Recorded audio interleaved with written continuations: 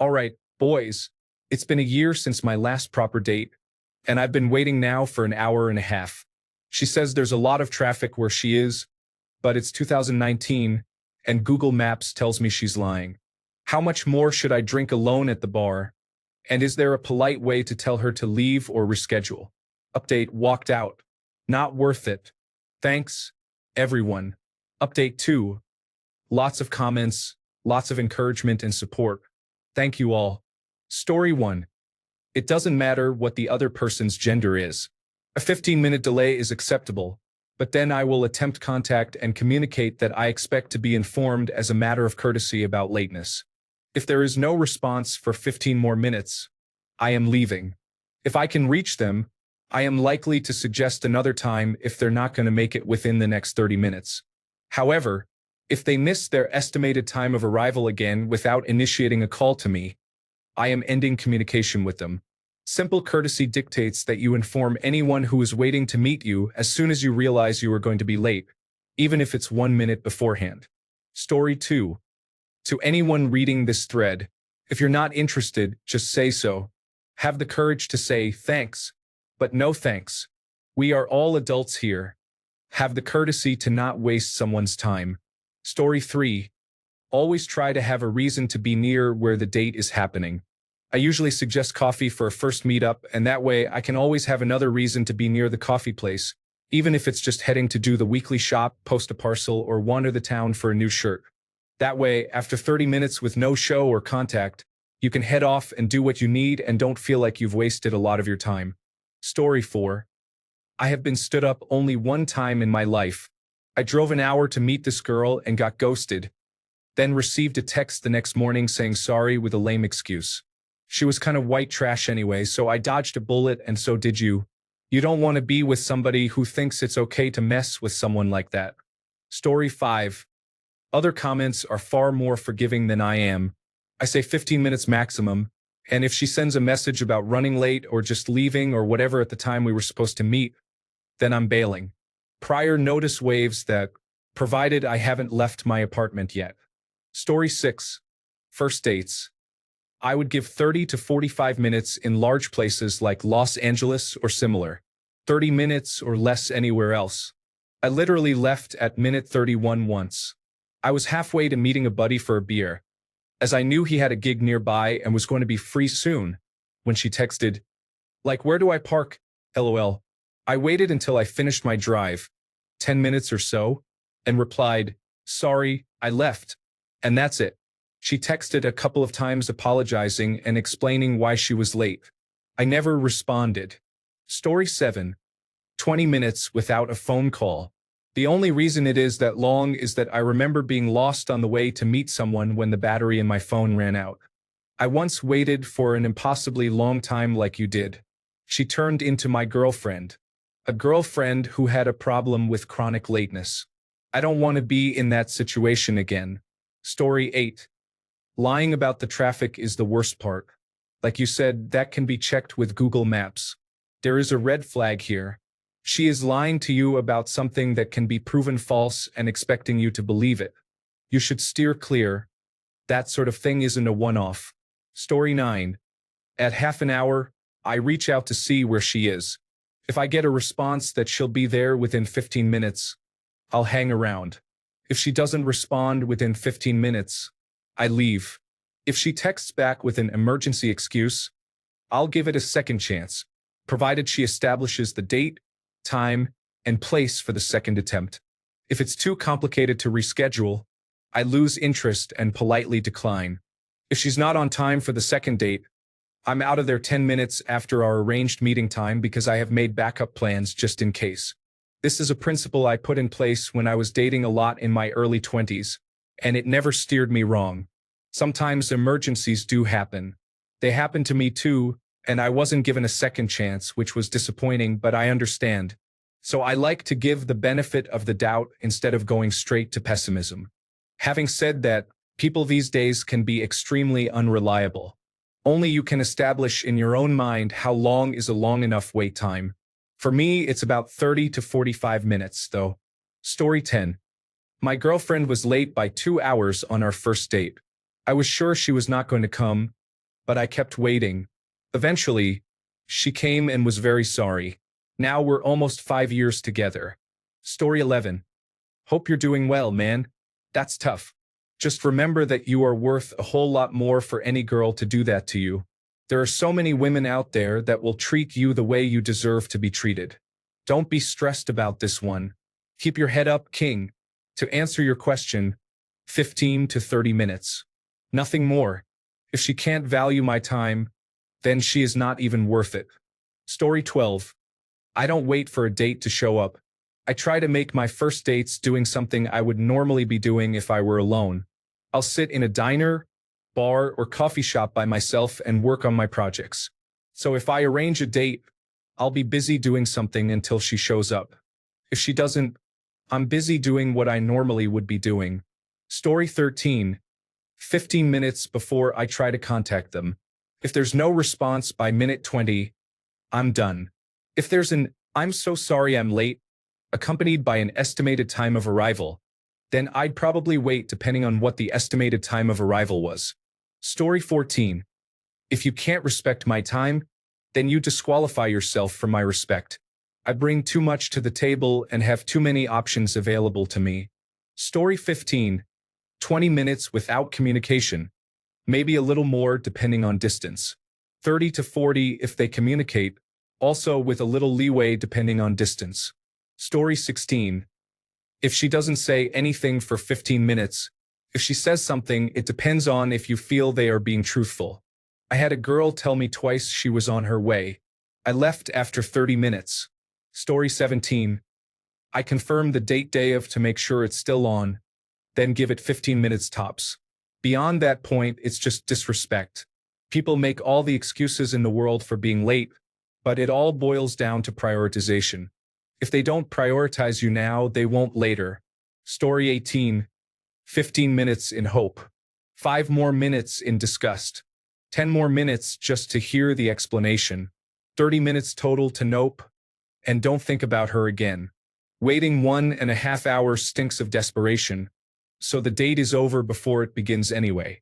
The most unattractive thing in the world is desperation. Move on, man. Story 19. After reading all these responses, I'm so glad the guy I was late for on a date once was very understanding of why I accidentally stood him up. We have been together for almost 3 years, and he is now my husband. He still gets to bring up the time I stood him up on a date. He then goes on to tell me about how he felt bad and went to Taco Bell and ate his weight in tacos. Story 20. Probably after 15 minutes, I would give her the "where are you" call. If she does not answer or call me back in 5 to 10 minutes, I would leave.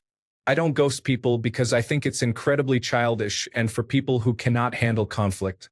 I would simply leave a message or text that I left because they were late and I do not want to see them again. Story 21. It's even more annoying when the regularly late person is the one to arrange the meetup time. On Friday, a friend of mine was throwing a small housewarming party. The time was specified by a guy she has a crush on at work and another one of our girlfriends who is notorious for being over an hour late to anything. They came up with noon. We're all night shift, so noon is practically when we're waking up for the day. Maybe we'd wanted to do something else beforehand. But no. Whatever. Fine. We all show up except the guy and girl at 12 and start awkwardly drinking. They decide to show up at 2:30. Thanks, guys. Love them, but that behavior gets old. Story 22. Here's the thing. I hope to God that you ended up doing something fun on your night out. When I was heavily dating, I just planned for a good night out for myself. If your blind date shows up, make the most of it and still have a good time. Other times I got stood up and I said forget it and either had dinner or went on to something else fun. Many blind dates are going to go awry, so plan on having a good time without the date. And on rare occasions, the date is the event. Maybe that was just me. I'm a single dad, and paying for the babysitter needed to result in actual fun and rest and relaxation. And mostly that wasn't with some random gal from the internet. You have to kiss a lot of frogs, as they say. Story 23. 30 minutes, no communication. If she does not text or call you saying that she is running late within the 30 minutes, leave. If she texts or calls me saying she is running late, I will stay another 15. Story 24. Someone who doesn't even have the decency to tell you she is not going to show up and stands you up like this doesn't even deserve your time. Move on, find someone else. You would be much better off without her. Story 25. Listen to this. I met this girl who sounded way too good to be true. I suggested we meet at this deli down the street from my house. Set the time and agreed. I get there early like I do, and all of a sudden, I just find myself waiting after she said she was on her way. Well, I swear I sit there for 45 minutes, and then I get a message. Oh my God. I'm sorry. My phone died on the way, and I got lost. I stopped to buy a phone charger and am trying to get there again. So, I am sitting in this parking lot like, what the heck? Forget this, I'm getting tricked. Then, on top of that, she doesn't say anything else for another 20 minutes. Isn't that frustrating? I go to leave after unanswered calls, and then I get a call, and she goes, hey, sorry, I am still trying to get there. I go around and park again, and finally, she actually showed up. We have now been dating a year, and she still is abhorrent with driving in this city. Story 26. I've had a lot of people disappear on me when I've been online dating. I make it a habit to ensure my first few dates are always activities that I'd like to do even if I am alone. As a general rule, 20 to 30 minutes is ideal. 1.5 hours is either heroism or stupidity.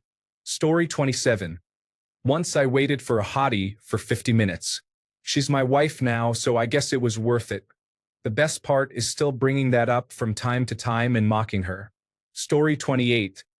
I have made a Japanese woman wait for me for about 40 minutes once. She said up to 1 hour was okay, so I think if we are talking about a big city like Tokyo, a 1 hour limit may be fine. Story 29. I once waited at a bus stop for about 2 hours. She was meant to get off a certain bus, but I waited through 3 cycles of her line showing up and her not getting off and not responding to messages. Eventually, I got back on mine to go home, and halfway back, she finally texted me saying she slept through her alarms, just woke up, and felt horrible about it. I was foolish enough to give her another chance. We've been married about 5 years. No, just kidding. The relationship lasted about 2 weeks before I had to cut off contact because she was bipolar, had an always the victim complex, and was consistently verbally abusive. If I ever found myself single again, I'd probably wait 15 minutes max after having learned my lesson. Story 30. I am so sorry this happened to you. This is a special kind of disappointment. I would not wait more than 20 minutes because that shows extreme disrespect, unless it's virtually the end of the world. Story 31. I live with a woman who was 40 minutes late to our first date. She phoned, though. I'd have gone if she'd been much later. She had a good reason, though. I wonder what the last 6 years would have been like. Story 32. To be honest, this happened to me once, and instead of waiting around for her, I just started talking to the bartender, which led to a conversation with a girl down the bar, which led to us going out for a late-night meal, which then led to sex that night. The girl I was waiting for did come an hour late, but after about 10 minutes, I felt, why shouldn't I be talking to someone else? So I did, and when she got there, I was cordial but didn't pay much attention to her since this new girl was a lot more intriguing and interested. You never owe anyone anything but respect. Just because you're going on a date with someone doesn't mean you can't interact with anyone else. That girl I slept with that night ended up being a great partner for a while, and the girl who came late, I can't remember her name. Make the best of the situation. Story 33. Hour maximum wait no matter what. If there were truly a catastrophic event that made an hour's worth of delays, you would be able to find out about it quickly. I feel like communication during is a huge factor too. If there is a good amount of unprompted updates, then the lateness feels genuine. Story 34. Even if she's communicating, that's way too long to wait. At 30 minutes, I'd find something better to do and tell them they need to rearrange if they want to see me, assuming they'd been extremely apologetic. Story 35. Don't be a tool like me. I waited once for 2 whole hours. Fortunately, I can say that I never did that again. Half an hour is okay if there is communication, as others have stated, but more means they don't value your time. Story 36. 15 minutes for anyone, anytime. I tell everyone I know if I am 15 minutes late without calling, I am not coming, so do not wait for me. I will do the same for you. Before cell phones, this was the rule my grandfather gave me, and it has served me well and saved hours of my friends and my lives. Story 37. People who intentionally waste other people's time are inconsiderate. You don't need that kind of person in your life. You're better than that, and your time is valuable. Remember that. Story 38. 15 to 20 minutes if there is no text or call. Traffic is a problem sometimes. 30 to 45 minutes if they let me know they are stuck somewhere but are still on their way. 1.5 hours with no call? Absolutely not. Story 39. My first date with my ex. I left a few minutes late, so I texted to let him know that I was running about 5 minutes late. I was almost there and didn't realize a college hockey game was that night until I got stuck in the traffic for it. My 5 minutes late turned into about half an hour late, but I texted him a few times while stuck in it to apologize. On the plus side, even if I would have left on time, I still would have gotten held up from the game. Luckily, he didn't hold it against me, and we ended up dating for reasons unrelated to my tardiness on the first date. Story 40. I used to wait a couple of minutes, maybe 10 to 15 max. I am a female. If we are supposed to meet at 7 and you are going to be late, why not mention it at 6:50? Not saying anything already shows characteristics of being inconsiderate. Strike 1. Then the one waiting, have to contact them to ask what is going on or how much longer. Strike 2. They then say they will be there in 5 minutes and 10 minutes later, they are still nowhere to be found. Strike 3, and I am out.